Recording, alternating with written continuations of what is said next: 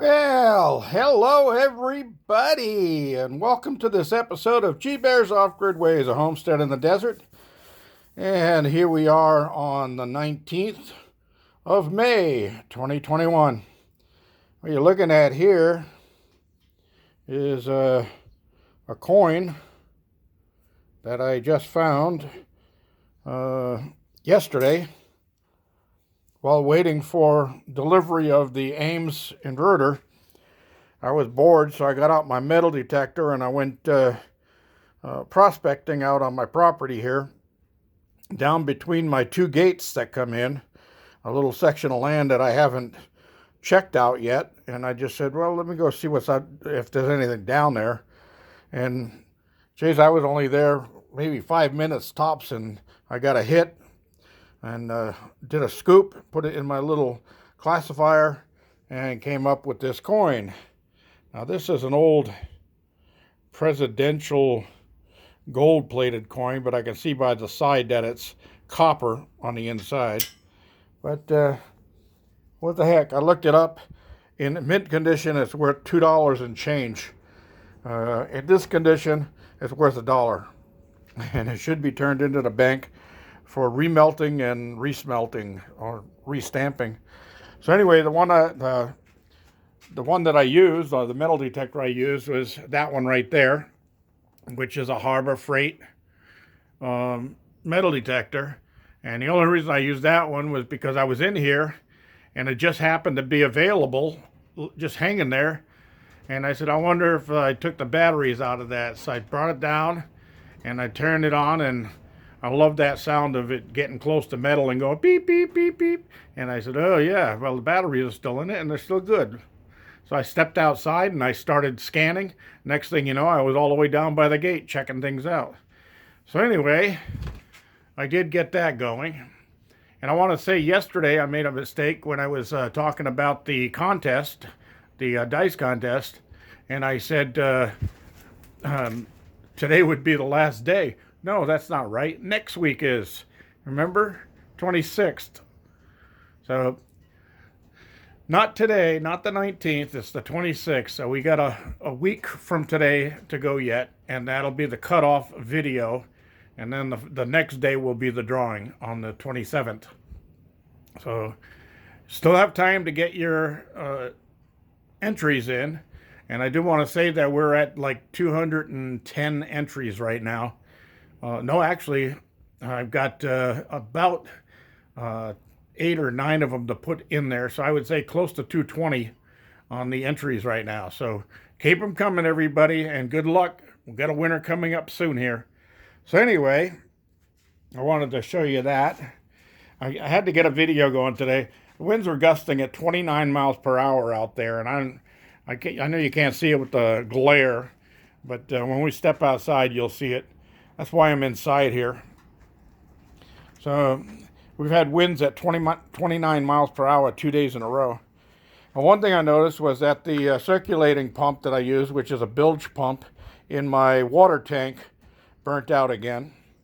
And what happens is the connection that I make on the wire is underwater most of the time. So no matter what I've tried to waterproof it, it always seems to get water in there sooner or later and short the electrical motor out, and then I have to put a new one in.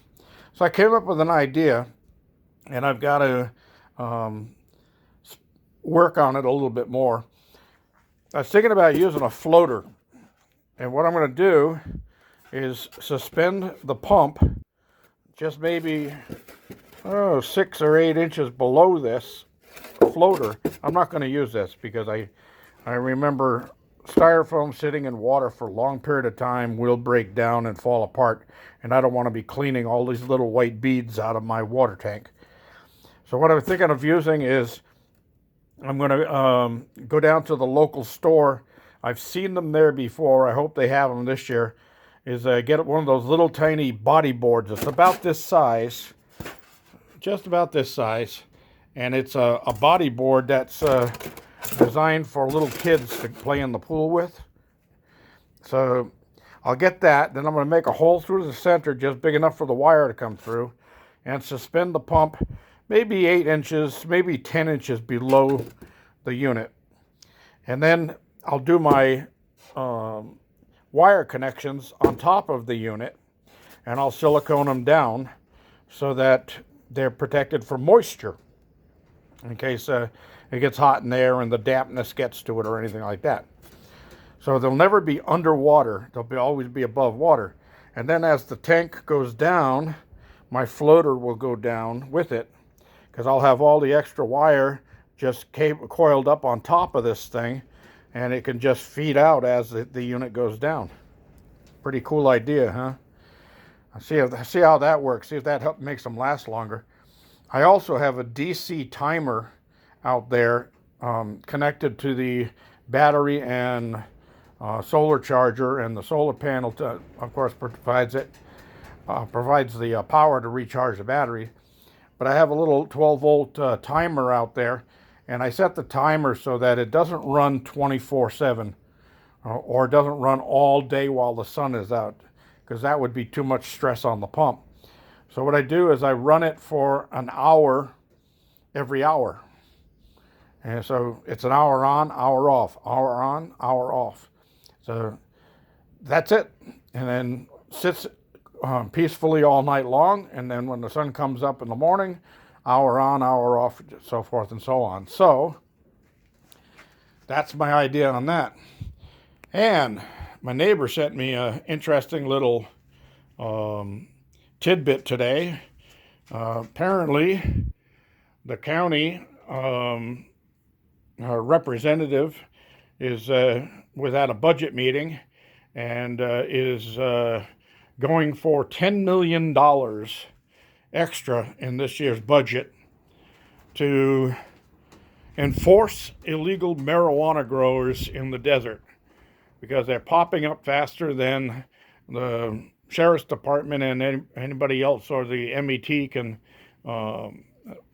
attack them and bring them down.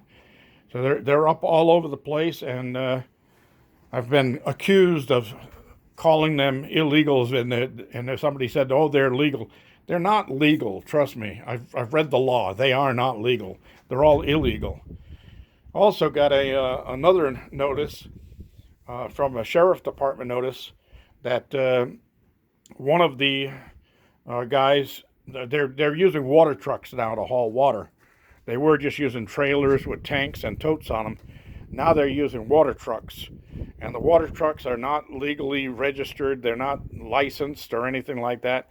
I know they're not, because Class 2 licensed drivers will never get caught with alcohol on their breath. And these guys are tossing empty beer bottles out the windows of the trucks while they're driving up and down the road.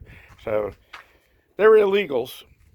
And up there, I don't know if you can see them up on the side of the mountain. Yeah, you can see them. Okay, those guys up there, they've got grow houses set up on BLM land. All right? So they're not legal. They're not legal in any sense of the word. And those things have grown from one grow house to 4, 5, 6, 8 grow houses per unit. And they are actually on off-road designated riding roads. They're the ones with the brown sticker in the ground that says motorcycle, dirt bikes, four-wheel drive vehicles, things like that.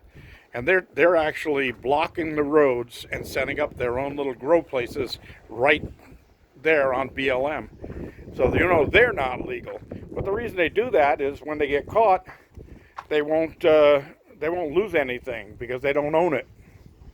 So anyway, what's that on the ground? What the heck is a sunob? Yeah. Anyway, I wanted to apologize for how tough the other one was the other day and how easy the one was yesterday. But, that's just me. What the heck, right? So anyway, talking about the water bus, they busted some guy with a water truck hooked up to a fire hydrant in one of the little local communities down here. Somebody called it in, said, yeah, there's a guy with a water truck hooked up to a fire hydrant here. And the sheriff's deputy that went down there and did the bus was the same one that showed up here to take the report on my stolen ATV and trailer and all of that. I was kind of giggling about that because I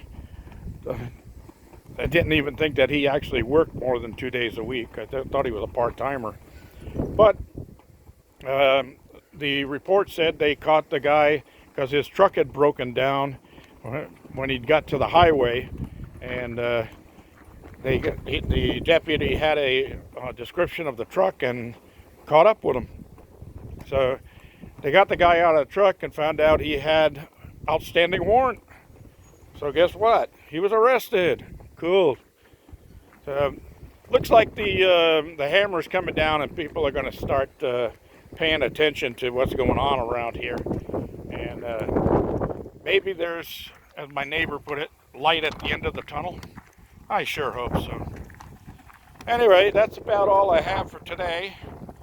Just wanted to get a video in here, and hopefully the winds will be gone tomorrow.